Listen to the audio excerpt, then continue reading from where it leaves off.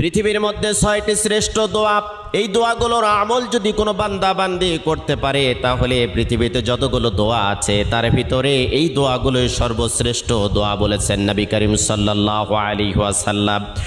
কোনো বান্দা বান্দি যদি যতই বিপদে থাক, কষ্টে থাক, দুর্ভিক্ষে থাক, উৎকণ্ঠার মধ্যে থাক না কেন, সকাল থেকে সন্ধ্যা পর্যন্ত যদি কোনো বান্দা বান্দি দরুদ শরীফের আমল করতে পারে, রাতের বেলা যদি দরুদ শরীফের আমল করতে পারে, হাজারো অশান্তির দাবানল থেকে আল্লাহ রাব্বুল আলামিন শান্তি দান করবেন। 1 নম্বরে দরুদ শরীফের আমল করবেন। 2 নম্বরে ইস্তেগফার।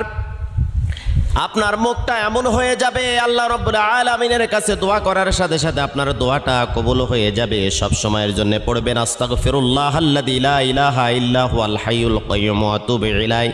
যদি না পারেন তাহলে পড়তে থাকবেন শুধু আস্তাগফিরুল্লাহ। 3 নম্বরে আপনি পড়বেন ইয়া যাল জালালি